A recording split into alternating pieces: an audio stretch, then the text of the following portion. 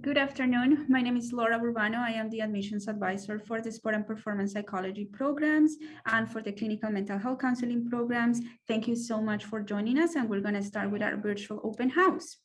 So the agenda for today is basically an informal conversation. We're going to have an informal conversation with the program director, Dr. Sarah Castillo, and then with alumni from our program, Neva Varno and Matt Doon. They will come later on during our interaction, but please, you can start typing your questions as the presentation goes. So please join me to say hi to Dr. Sarah Castillo. Hi, everyone. Thank you so much for coming today. I really appreciate you coming and checking us out.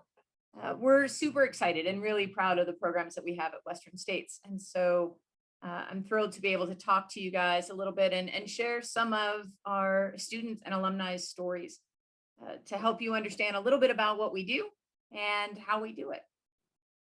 As you know, the program is, the Western States programs are four different programs that we offer at Western States. We have a master's degree in sport and performance psychology. We have a doctoral degree in sport and performance psychology. We have a 6-course, 24-credit certificate in applied sports psychology. And then we have our integrated doctoral degree, which is a combination of sport and performance psychology and clinical mental health counseling. All of these degrees really serve the different needs that our students and that you may have for your careers. For example, when deciding between the doctoral degree or the integrated doctoral degree, you might want to consider whether or not you're interested in doing any clinical mental health work. If you're someone who is really interested in the performance side, but is also interested in helping performers with issues like clinical depression or anxiety, eating disorders, body dysmorphia, et cetera, it might be worthwhile to look at that integrated doctoral degree. And in that degree, you'll spend your first 2 years going through all of your clinical coursework and earning your degree in our CACREP accredited program in clinical mental health counseling. And that puts you that gives you the ability to complete your LPC, your license in professional counseling and clinical work. The second half of that integrated degree is the doctorate in sport and performance psychology, where we'll cover all of those performance features in terms of how to work with athletes, performers, as Neva will talk about later, firefighters, any sort of performance occupation to really help them excel. And so that degree is really if you have that sort of joint interest in doing clinical work with performers and performance work as well. For me, in my doctoral program, clinical work wasn't where I wanted to go. And so I took a number of those classes to make sure that I could recognize when something clinical took over, but didn't feel the need to go out and get licensed. It wasn't kind of what lit me up in the morning. For me, our standalone doctorate degree, that EDD in sport and performance psychology, would have been perfect. And the reason is because you're still taking classes with all of our clinical mental health students. So you're still learning about that side. You're still understanding kind of how those different issues can interact to impact performance, but without the practicum requirement, without the sort of importance of getting licensed on the other side of it. So depending on what your career goals are and what you really want to do, that's sort of where you would choose between that integrated doctorate with clinical mental health counseling and with the standalone doctoral degree.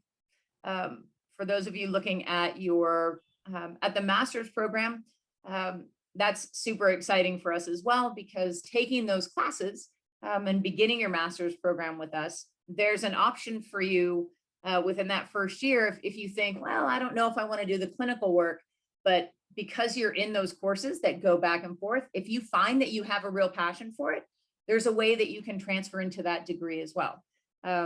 So it's really exciting that the programs have developed in this way. And I think we provide a whole lot of options for our students. Thank you so much, Dr. Castillo.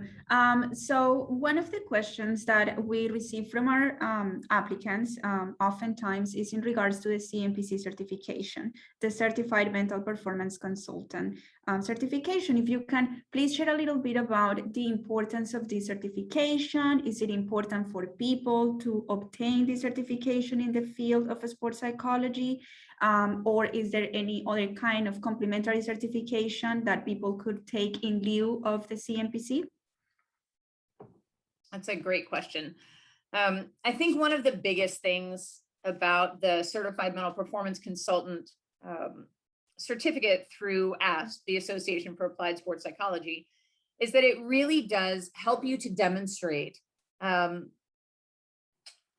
your competency in the area. Right now, one of those crazy things out there in sport performance psychology is that there are a lot of folks that used to be athletes. Maybe I was a triathlete in a previous life, and I have a little bit of training, but since I was a triathlete, I think that I can work and really help athletes perform better. We're trying as a field, as the field develops and as it grows, that's really what we're discovering. That's really not the best solution. Sports psychology, sport and performance psych, is its own discipline. We have our own research base. We have our own academic training. I'm sure that Western States is not the only school that you all have discovered that has this sort of degree. And so there's a full competency that's really necessary for you to establish yourself in the field and for you to truly be able to help the performers that you work with, rather than potentially make some errors and change their performance for the worse based on sort of that lack of training. So we're really excited that we've done that. Because that's so important and your competence as a professional is so important, we've really structured our program around making sure that you meet all of those coursework competencies to be able to sit for the exam to become a CMPC. So as you take your courses, all of the courses in our program have been approved to sit in different spots. So the CMPC has 8 coursework requirements, and we've actually submitted the syllabi from all of our courses to the committee and had them all approved. So you can be sure when you graduate from Western States that the human growth and development course that you took here is going to be approved to count for that requirement towards certification. The same thing with our ethics course, the multicultural counseling and diversity course, the sports psychology courses, all of that. So we've really done the homework for you to make sure that you have all that coursework that you need. In our doctoral programs, you'll also have the opportunity to collect all of those 400 mentored hours. That's another piece of the requirement, is to make sure that you have that supervised training, actually working with populations under the supervision of someone who does it all the time. Again, when Neva gets to speak, she can speak to her experience working with Dr. Lodato, one of our faculty members, who is sort of helping her as she kind of finishes everything up. She's been able to work with a number of our faculty in a number of different places. And again, by the time she graduates, she'll have all the courses required completed and all of those mentorship hours done. So she'll be ready to aim at certification. The cool thing about the CMPC is that it's really growing. And now what we're seeing is that there are a whole lot of employers out there that are hiring that are making that mental performance consultant credential a requirement. Right now, to give you a little insight, I have a number of friends. We have a number of performance consultants working in Major League Baseball. And at the last player negotiation for their contract and for their players association agreements with the league, they made it mandatory that every single team have a performance consultant and that consultant have achieved the CMPC credential. So right now, if you want to work in Major League Baseball, that credential is important. I don't see that as being an outlier. I see Major League Baseball as being on the front end of that. I see that happening in all of our professional teams. I see that happening in all of our Olympic teams. That's actually a requirement to sit on the Olympic Committee's sports psychology registry. So there are lots of opportunities, and that CMPC is really becoming sort of a gate opener for you. Thank you so much, Dr. Castillo. But then I will believe the follow-up question will be if the CMPC certification then only allows people to work in the field of sports psychology, or this certification can also take them to work in different industries. Like, for example, we have applicants who are interested in working in the performing arts with professional musicians or with professional dancers. So is this something that they can also implement? That's a great question. Absolutely. One of the really interesting parts and one of the great things that Asp and the certification has thought ahead on is opening up those hours where you can start to work. So that CMPC is not only available to folks that are working in performance, in high-risk occupations, but the hours that you spend working with them are allowed to count toward those mentored hours that you need to achieve. So if while you're with us at Western States in that doctoral program, you have an opportunity to work with NASCAR drivers, with police officers, with performing artists or dancers, a lot of those hours, half of the hours required, 200 of them, you can actually earn by getting experience in that particular population. And again, I think what's really important about the credential is that you're able to really designate yourself as somebody who's achieved a level of competence, not just in sport, but in the idea of performance and all of those factors that impact performers at high levels across a spectrum. So, you know, in sport, in performance, we actually have a number of CMPCs that work in performing arts. So Juilliard actually hires folks that are trained in sport and performance psychology and have that credential. The field opens up quite a lot, and that's super exciting. Thank you so much, Dr. Castillo. So I believe one of the questions that is actually from one of our participants, very interesting, is in regards to diversity and inclusion. And social justice, issues on social justice. So from your perspective as a program director and what you have seen in the curriculum that we offer for students, how is it that we within the curriculum address issues of social justice, diversity, accessibility, and inclusion of BIPOC people? That is a fantastic question. So I'm going to share my screen for a second, and I'm going to show you the results of a really recent survey that the Association for Applied Sports Psychology put out. And to give you a little bit of a heads up, I appreciate the question, and you are going to be disappointed with what you see. And that's going to help me with my answer a little bit. So let me share this, and let's see if I can scroll down in here. All right. So I'm going to scroll down, and I want you to look at this demographic box here at the bottom. And over here on the right-hand side, you're going to see that it's very different from over here on the left.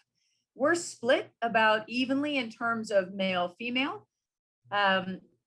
We have not done a good job as a field yet of including our transgender and non-binary individuals. We do just as badly so far on race and our ethnicities operating in the field.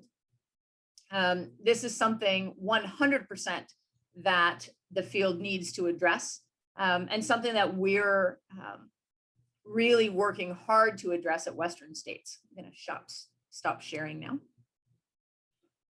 The idea behind it is that what we find, and what I'm sure sort of brought you to this question, is that the people working in the field don't necessarily reflect the people operating in the field, right? So if you look at how athletic teams in particular are made up, an 80% white consultancy is not serving the population in our athletes in nearly any location. And so it's so important for us to really integrate not only a cultural awareness and an awareness of the issues and competencies that we need to develop, but also to make those opportunities available for folks that have been traditionally underrepresented in our field. I'm super excited to be in an online program because that's something we can address head on. Being online, having a faculty that represents a diversity of those issues, that works in a diversity of locations, gives us a really big opportunity to not only support the growth and the breadth of experience that our students have, but really be able to respond quickly when there's something that we're not doing, when there's something that we could be incorporating better. The coursework, certainly the multicultural course addresses some of it, but those issues are interwoven in every course we have. And so to give you an example, one of our courses is sport and society.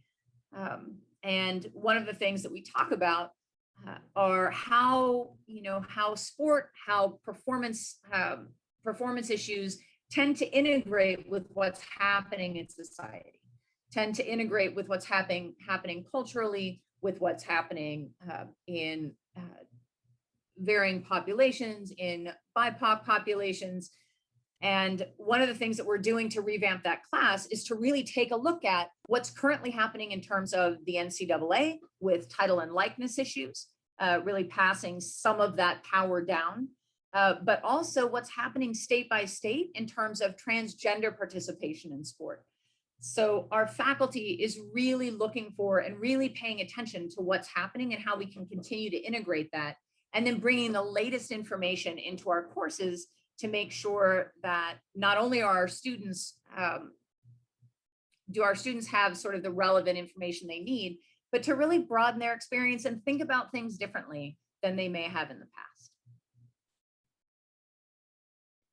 Thank you so much, Dr. Castillo. And we're going to ask, please, Matt and Niva to just join us. So please, Matt and Niva, start your video and also your sound. Thank you so much. Just for, for the participants, if you can share a little bit about you, who you are, where you are in the world, and what was the program that you completed with us at UWS? Matt, you can go. Absolutely. Oh, I said it first, you go. All right. So yeah, my name is Matt Dunn.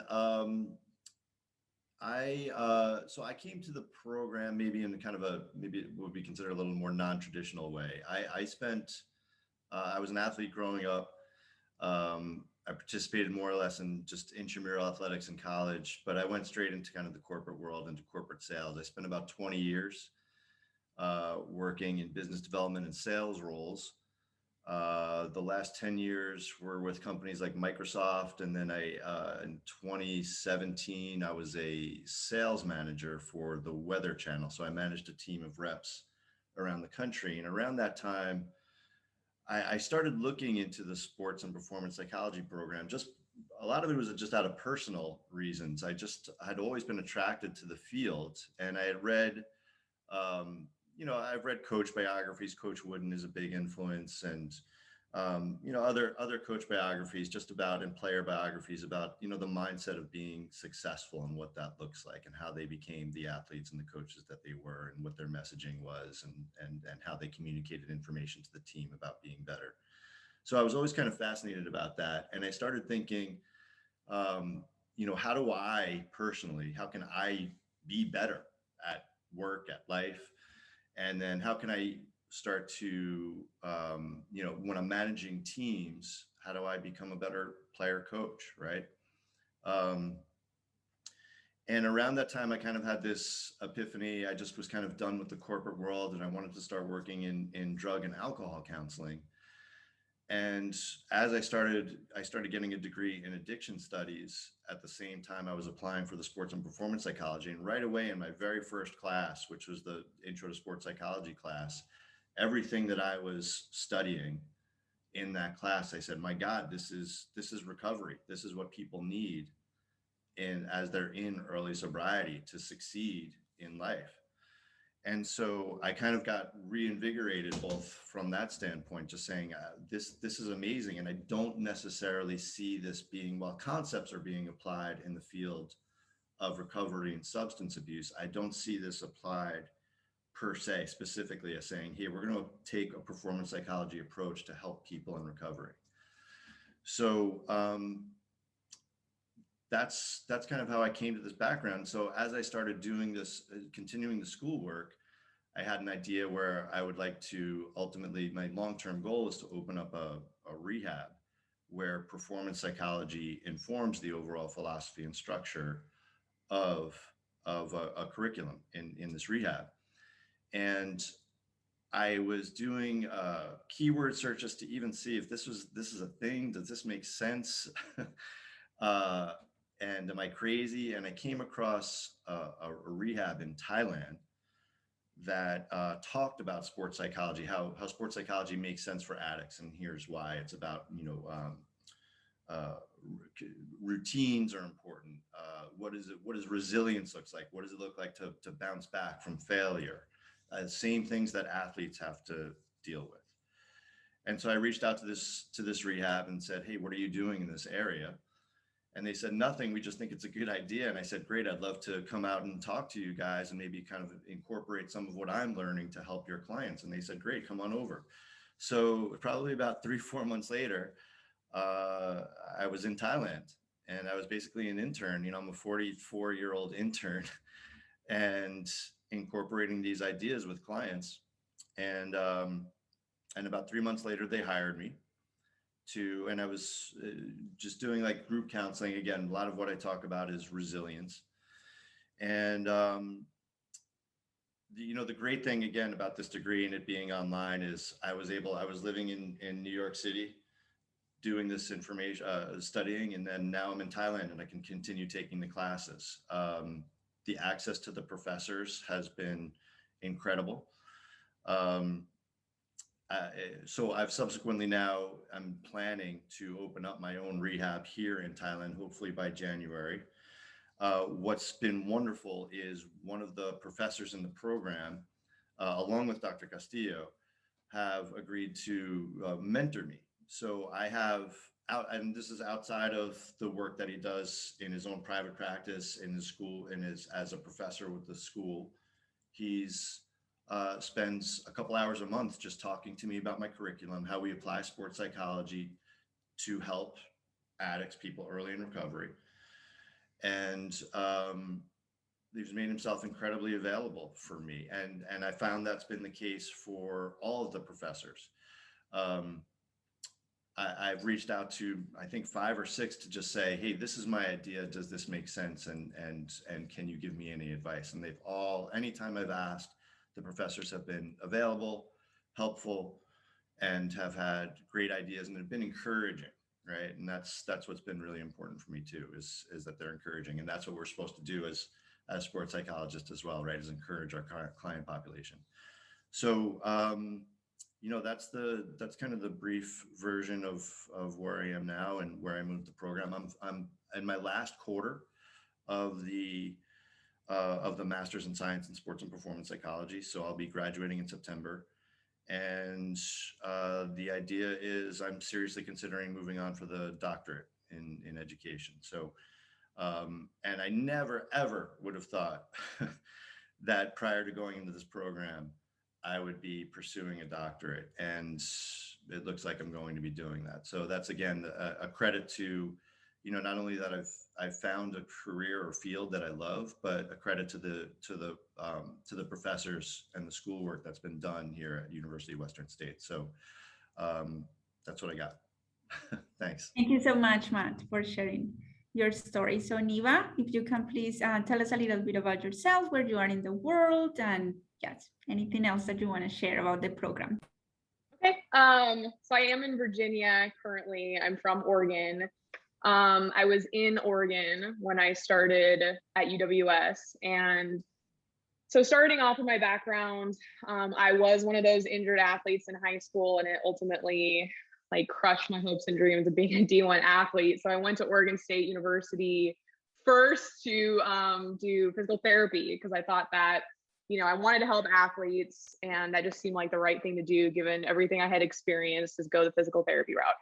And as much as I love anatomy and physical therapy, by my senior year of my undergrad, I took my first sports psychology class, and it literally was like a light bulb going off in my head that it was me who held me back in my sports injury rehab. And I was just so interested by everything I learned in that sports psychology class. So I was in Oregon, I found UWS, I started the program, and I dedicated my master's program initially to injury rehab, and that will, always be my like first love. But at the same time, I actually met my now husband, who's in the military, and he was going through a special operations pipeline. So I was extremely inspired by the athleticism and the performance in the military. And then I dedicated the rest of my master's program to military enhancement. And at the time, I was one of the only people in the program that was dedicating all of my studies to the military. I know that's different now. There's a lot of other people with bringing in that knowledge, which I think is fantastic. But by the end of my master's program, I really it was like one of my final papers in the master's program where I was kind of exploring how sports psychology can help PTSD in the military. And I had this like burning question if sports psychology could prevent PTSD. And that's a really complex question to answer. And I don't think I will have an answer to that because everyone's trauma is different and, what they're going through. But I decided to pursue my doctorate with that burning question. And I went the clinical mental health route, the clinical route. And through my clinical experience, I worked with kids in the juvenile department. I also worked with substance abuse and alcohol. And at the same time I got done with my clinicals, I got contracted with a physical therapy clinic. So I work with injured individuals, whether they're athlete or non-athlete. I've also worked with lawyers and a soccer mom, right? There's all kinds of people that need the performance aspects. So that's been really fun. And I just got contracted with a company called O2X, and they work with police departments and fire departments. So that's kind of where I'm at now. And I'm in the final term of my doctorate. And yeah, that's like the short story on where I'm at. Okay, thank you so much, Niva. So I have a quick question for you, Matt, and it's in regards to the online learning experience for you. So was it useful, the way that the classes were conducted online? Was it a little bit challenging? If you can tell us a little bit of some of those challenges that maybe you face. I don't know if you were at the time when you began your master's program, maybe you were working full time. So how do you figure out to organize everything? I think some of the participants would like to know that. And most people, as you might be aware, they want to maintain their full-time jobs and they're wondering, like, should I take 2 classes, 3 classes, 4 classes? How can I manage my life with all at once? Sure. So I have, it was shortly, I think I only had one quarter where my first quarter where I was working full time. I took 2 classes and every quarter since I've taken just 2 classes. So I think that for me is kind of that sweet spot of managing that work needs to be done if you have a full-time job, and still having a little time for to do whatever you need to do in your life. I think it's just about how you manage your time. I found that probably depending on how in depth you dig into the reading and the research and the writing assignments that are asked of us every week, it comes out to 20 to 30 hours maybe per week. So you're spending a good core chunk of your weekend probably doing some of the work. It just kind of varies from time to time. Thank you so much, Matt. And so, Niva, I have a question in regards to the Capstone Project. If you can share with us a little bit of what the Capstone Project is about, what was specifically yours about, and then any, comments that you might want to share with the participants. Do you mean the capstone from the master's program? That is correct. The capstone for the master's. Yeah. Okay. So, when I did the capstone, I'll admit it was like a little frustrating beginning, as I was like, where do I get my people that I use for the capstone? And I was able to, I utilized my husband because he's in the military, and it just kind of made sense. So I think at the time, this is a few years ago, that I just ran him through different mental skills training, training, and I think it was specific for shooting. So that's what I ran him through. And then the second person I was with was an equestrian rider. So I did mental skills training, and I videotaped it on my camera of doing different mental skills training with the equestrian rider. And that was really cool too, because she was an injured equestrian rider, and so she had a lot of anxiety being on the horse, so to speak, after falling off and hurting herself. So that's what I did for the capstone. Yeah. Does that answer your question? Yes, absolutely. And then I have a question for Dr. Castillo. You mentioned that you did your capstone project a few years ago. So I wonder if that orientation of the capstone project changed, Dr. Castillo, from the time Niva was actually in the master's program to what students entering the master's program now will encounter. It is a little different, although we are likely kind of swinging back toward Niva's direction a bit. The Capstone Project now is sort of a portfolio that you'll develop throughout your time in different courses, and it's a real sort of self-reflection on what you've learned and how you plan to use it.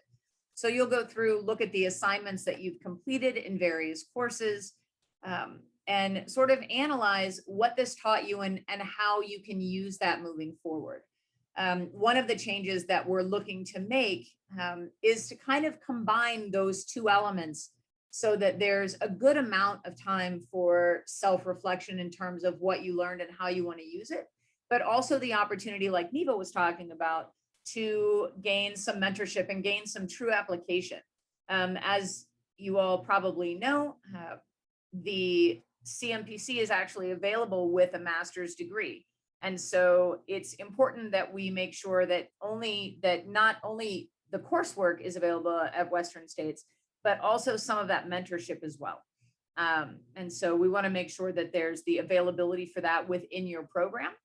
The very cool thing, like Matt was saying before, is that our students who are in the master's program now that are wanting to continue on and get that CMPC can still reach out to faculty and do some of that work outside the bounds of the degree. So part of the CMPC, there's no requirement that you complete the mentored hours within the confines of an academic program. So you can do it on the side while you're enrolled in our master's program. You can complete the program and then complete those hours once you've graduated. There's no requirement for that, but we are looking to make sure that some of those hours are available within that master's program too. Thank you so much, Dr. Castillo. And then the next question is about how we as SPP program, UWS, makes sure to connect students with practicum experiences remotely. And I think that's one of the prevalent questions because as you are aware, of course, the mentorship experience, the 400 hours are absolutely necessary for students to obtain the CMPC, but the master's as it is currently does not offer that option. So students need to actually transition to our doctoral degree to pursue the mentorship experience. So how does it look like in practice, the practicum, the placement, and all of that? Another great question. You guys are good today. So the way that it works, right, being an online program and having students sort of all over the country, and in the case of Matt, all over the world, it means that while Western states and our faculty, we can provide that oversight and that supervision, you're sort of responsible for identifying a site. So you may have friends who are coaches at a local high school. You may have, you may find someone that is in the military and say, hey, you know, I'd love to kind of connect and see where we can do this. So a lot of this is going to be very self-driven. The sites that you identify, the places that seem to be a good fit for you. Our students have identified places, military populations. One of our students just completed a whole lot of mentorship on the Army base in Germany. He did that for all of his 4 terms, but it's going to be your connections and your sort of hustle that moves you and finds that mentorship site. So that being said, you're not entirely on your own. Once you've identified a place that you'd like to do your mentorship and you have that conversation, then our faculty, me, the person who's directing your mentorship, are happy to reach out and sort of align that agreement of what the expectations are, what you'd be doing, and how long that particular thing will last. We have site agreements set up. We have all sorts of consent forms to make sure that everything is solid and above board. The other really great thing is that while you're a student at Western States conducting that mentorship, the university actually pays to insure you. You have liability insurance through University of Western States. That's a very cool thing. There are a number of other programs that require that that students purchase their own liability insurance to do the work while they're enrolled. You won't have to do that here, which is very cool. So in order to maintain that, we want to make sure that that we've got all of the forms and agreements signed. So once you identify a site or a number of sites that might be useful for you, then you can reach out and we can help you kind of solidify those agreements. Thank you so much. And the next question is for any of our student alumni pretty soon, Niva or Matt. If you can share a little bit about how was your process of identifying those sites. So I remember from Matt's conversation, he was sharing that that you identify a site in Thailand that they were using different interventions in performance psychology that you found very appealing. But how was that process for you in identifying particularly this site or any other site as you were navigating that need?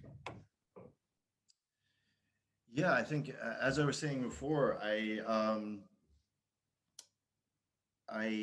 had some trouble just when I was doing my online searches. I don't know what kind of combination of keyword searches I ended up with, because I've been doing it for months and it was more about the concept itself. I wasn't trying to identify a specific site.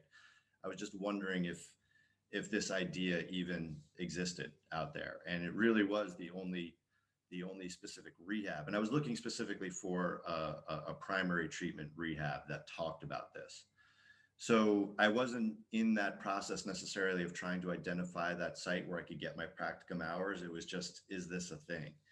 That said, what I've come across is, there isn't anyone that says to me from this type of facility standpoint, there's no one that's going to say to me, Matt, I don't like your ideas, right? Or the ideas of sports and performance psychology about the mindset to be better that doesn't work for us. No one's going to say that to us. So I think it is about, as Dr. Castillo was saying, it may be about getting a little creative.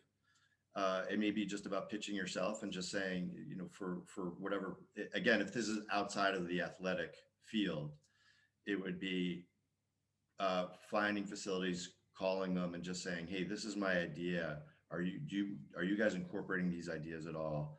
I would like to work with you guys in this capacity. So that's outside of the athletic arena. Other than that, within the athletic arena, I think it's just a matter of there's nobody that's going to be opposed to the idea of taking on somebody working with you in this capacity. So what about for you, Niva? Was it a similar process? You did like a sort of like keyword search, or do you use these connections through your husband and some of the, the previous experiences that you had? So my clinical experience was a little bit different than my sport and performance internship. So the clinical internship, I had to find my site, which I know sounds really intimidating, but it's totally doable. And I was able to do it on my own. I just started searching for places, and a lot of counseling sites or clinical sites are going to have something on their website to do with internship. Can you hear that background noise, by the way? Can you hear that? I could totally go in my pantry. Don't you worry. So yeah, I just kind of looked up clinical sites, and I did interviews with different clinical sites. And then I first I did the juvenile youth. And then I switched gears and I found another site for the substance abuse. So I did the substance abuse for 6 months and the other thing for about 6 months. I will say COVID hit during my clinical, which was definitely a challenge, but everything moved to online. So I was actually able to do the counseling side of things on Zoom and whatever platform the sites wanted me to use. And then once I finished that, I went to the sport and performance internship, and I basically just did a lot of like marketing myself. I work at a physical therapy clinic, so I was definitely able to get a lot of hours there, but that still was not enough at the time. And so I reached out to different family and friends. They knew coaches. They got me set up with lacrosse athletes. I had a lot of military people I could talk with. And I talk with people on my Instagram, like, hey, is anyone interested in these free sites, performance related things? I work with a CrossFit person. So it was a lot of marketing myself, but with the SPP portion, but it was good. It's scary. And because I remember being, before I was doing looking for these sites, I was really scared and intimidated. Like, how am I going to do this by myself? But it's completely doable. And it's actually kind of nice too, just to be hands-on with it and finding your sites for yourself. Okay, thank you so much for that.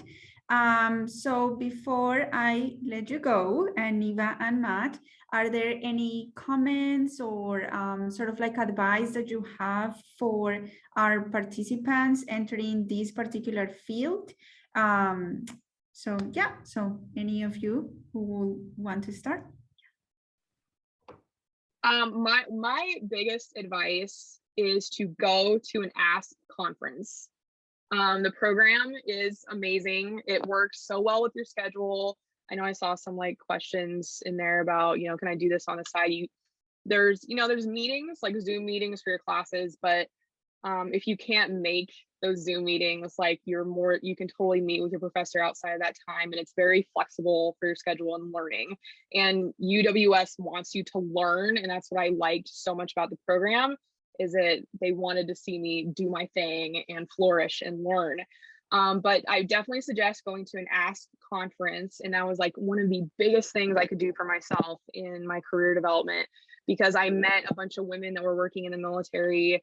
And if I never met those people at the Asp conference, and I probably would never be in the position I am now, working with O2X. So definitely network, talk with people. You know, I remember being scared talking with people that I had no idea who these people were, the Asp Conference, but just totally put your foot forward and just talk to people and ask questions and network with people in the UWS program. I've done a lot of like collaborations with other students in the program, and it's been so awesome. Like I've learned just as much from my peers as I have the professionals that are teaching us. So. Thank you so much, Niva. So just for the information of all, for all our participants, the ones who want to attend the ASP conference, is the Association for Applied Sports Psychology Conference, and actually is happening in a hybrid format this year, October 6th to the 8th. So if you can make it, that will be wonderful. You can just do a Google search, Association for Applied Sports Psychology, Vegas, is in Las Vegas, by the way, and then you'll find all the information that you need for that. Thank you so much, Niva, for joining us and for just sharing and for your problem solving. People here are just elated having you in the pantry, but thank you so much, truly, for joining us and sharing your experience and your expertise. Yeah, good luck, guys. I appreciate coming on here. So what about you, Matt?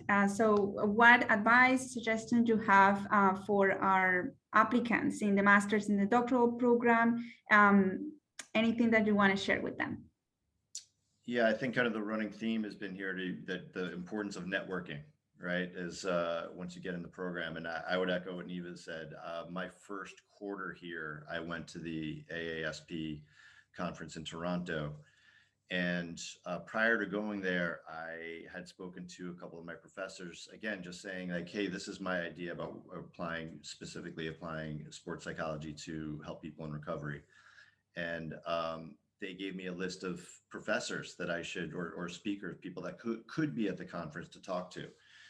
And they were all there. And over the course of 2.5 days, I tracked them all down, and they all gave me at least 5 minutes of their time to just say, hey, does this make sense? And they were all very encouraging. So the importance of going to that conference is great, from a networking, getting to see your fellow students. Obviously in the online forum, we don't get the chance to do that. So it's great to connect. And I got to, there were a couple of times I went to dinner with 5 or 6 of my fellow classmates.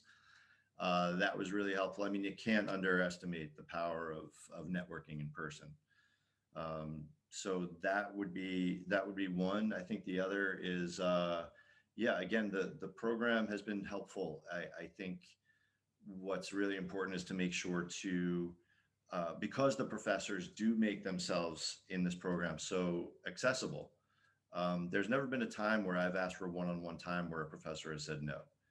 So that's helpful. They give you helpful information about what's going on with the class, how to attack the assignments, and then also they take an interest in me personally, and for my career aspirations.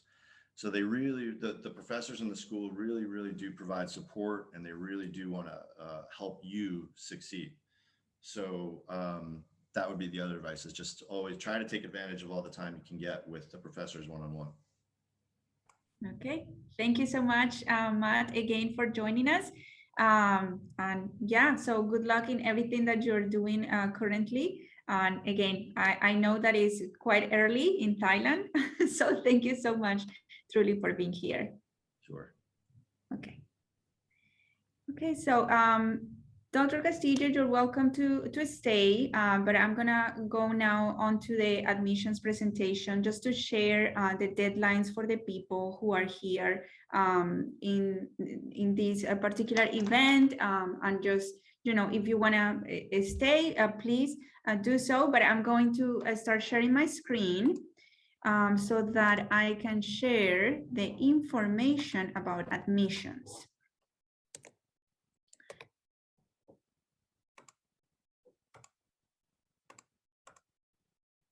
Okay, so the first thing that I sort of want to explain to the participants here is that we are currently accepting applications for fall. We have 2 deadlines. The priority deadline is August 6th, And then the final deadline is August 20th. So in the priority deadline, you will also have the opportunity to apply for the scholarship, the graduate studies scholarship. So if you are thinking about ways to finance your degree and you think that this could be a good option, please submit your application before the priority deadline, and shortly after also submit your application for the graduate studies scholarship. So now for the final deadline, then August 20th, the scholarship application is not available, but we extended the application period for people who are still completing degrees or they're still meeting requirements at previous institutions before submitting official transcripts to us. So again, for fall 2021, we are currently accepting applications, a priority deadline August 6th, or the final deadline will be August the 20th. So for the application documents, so we will need official transcripts from all and each institution attended. However, we can accept unofficial transcripts in the meantime as placeholders. So as we progress towards inviting you for a personal interview, I will be reaching out to you, reminding you of sending official transcripts. Then you'll have a personal interview with the program director or with a faculty member from the Sport and Performance Psychology. For the master's program, we designed something that is called a meet and greet session. And basically that is sort of like a panel kind of a situation where you will be with other applicants for the master's program and with the program director and maybe a faculty member from the Sport and Performance Psychology department. And then each person will have equal time to just share a little bit about who they are and their interest in our program and also in the field of sport and performance psychology. For the students who are applying for the doctoral degree, either if they go in the clinical track or in the non-clinical track, so they will have a personal interview with the program directors from the sport and performance psychology if you are applying only for the non-clinical track, and with the program director from the program in clinical mental health counseling, and also from sport and performance psychology if you are applying for the combined experience. So that will happen shortly after you submit your application. I will review everything that you submit, and then our office will be contacting you to schedule those interactions. And then once you receive an admissions decision, we are expecting that you will show us your commitment to attend. And basically that is in the way of submitting your tuition deposit. This is a non-refundable $300 tuition deposit that will be applicable towards the first quarter tuition in your program. So very important for you to know that.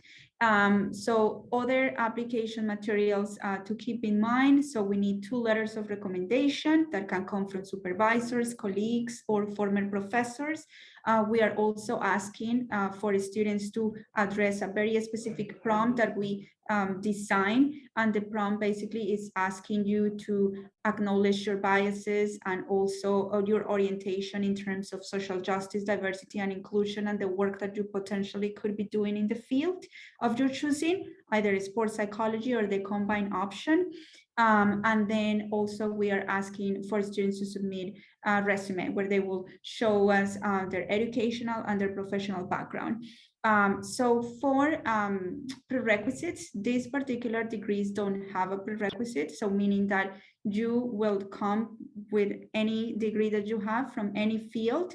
We will assess however, holistically your application. So by that, I mean that we will look into your bachelor's, we will look at the classes that you took, specific majors, minors that you probably chose when you were conducting your undergraduate coursework. And then at the end, during the personal interview or the meet and greet session, then we'll just do a follow-up based on our findings from those documents and the statement of intent and everything that you submitted up until that point.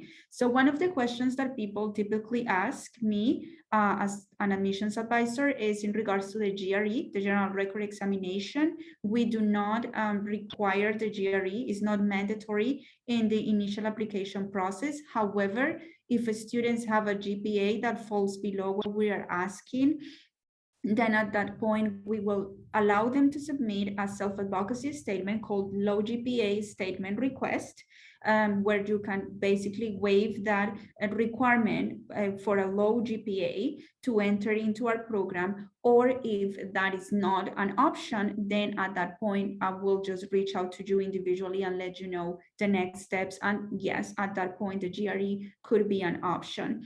But as you can see, the application process is very straightforward. You don't have to wait until the recommenders submit their recommendations. You just have to send everything that is sort of like your responsibility, like the resume, the statement of intent, unofficial transcripts, and also enter the contact information of your recommenders. And then after you finish that, then the system will just reach out to the recommenders, automatically reminding them to submit their letters on your behalf. So that's basically all. Thank you so much for joining us today. And again, if you have any questions, you are more than welcome to just sort of like email me. My contact information is in the UWS website. You just click on admissions, look for connect with admissions virtually, and then you'll find all the information that you need to connect with me. You're also welcome to schedule a one-on-one advising appointment, and we can just discuss further what be probably the best program for you. I know that there are lots of options. We have the graduate certificate, we have the doctoral degree with different tracks, and also the master's. But depending on your background and what you want to accomplish, and also cost, then we can really dig deeper into your needs and what the best choice might be. Okay, so thank you so much and have a wonderful afternoon.